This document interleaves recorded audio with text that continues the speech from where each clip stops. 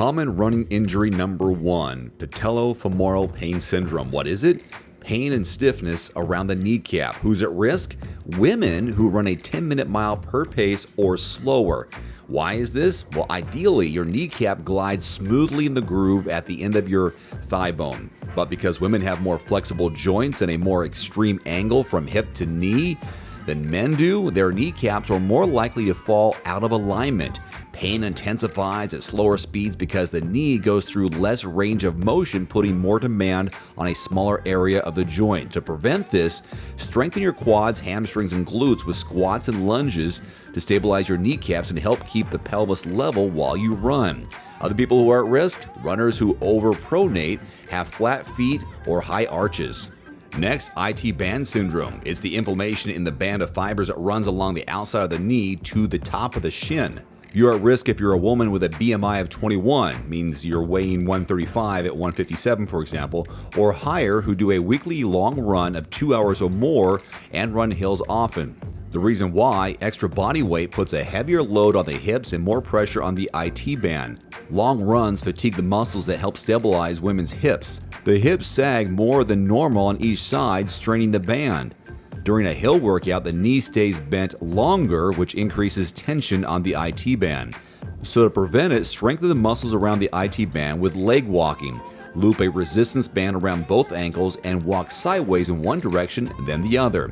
Another suggestion: use a foam roller to loosen the band. Other people at risk: people who run on slanted surfaces or runners with leg length discrepancies.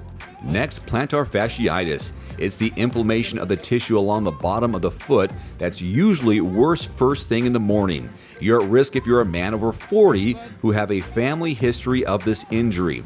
Why? Well, the makeup of the tissue of this area is stiffer in men and gets less flexible with age.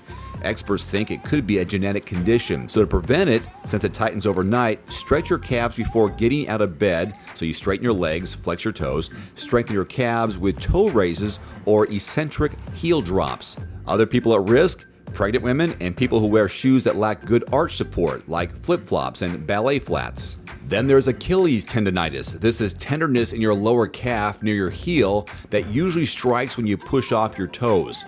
You're at risk if you're a man with a BMI of 25 or higher, a man who's 5'10 and weighs 175, for example, who run a 9-minute per mile pace or faster. Why? The Achilles absorbs several times your body weight with each stride. A faster pace and additional body weight puts even more stress on this tendon. So to prevent it, strengthen your calf muscles with your toes on a step, lower and raise your heels. Stretch your calves, keep your heels on the ground, lift your toes back toward your shin. Other people at risk: people who run hills on a regular basis and who have increased their mileage more than 10% per week. There's something called medial tibial stress syndrome. This is pain or soreness along the inside front of the lower leg, commonly called shin splints. You're at risk if you're a runner whose feet roll inward excessively, meaning you overpronate. So why does this happen? The posterior tibial tendon, the connective tissue that gets sore with shin splints, runs into the arch of the foot. If your feet roll inward, this tendon has to work extra hard to counteract that motion. So to prevent it, wear motion control shoes. Strengthen your calves. If you've had daily shin pain for longer than a month, see a doctor for bone scan to rule out a stress fracture. Other people at risk: beginner runners, people who run on slanted surfaces, and women who wear high heels. And one more: patellar tendonitis. This is pain in the tendon that connects the kneecap to the shin bone. You're at risk if you're a man with BMI of 25 or higher who also have a history of playing basketball and have suddenly increased their weekly mileage. Why? The patellar tendon helps your leg extend during running or jumping, but that repeated motion can create small tears in the tendon. After years of activity and then a sudden increase in mileage, your body may struggle to repair those tears. Extra body weight doesn't help, so to prevent it, keep your weight in check, do squats to strengthen the patellar tendon, and stretch your quads and hamstrings. Avoid increasing mileage more than 10% per week. Other people at risk: runners with a history of tendon injuries, meaning they're overpronators.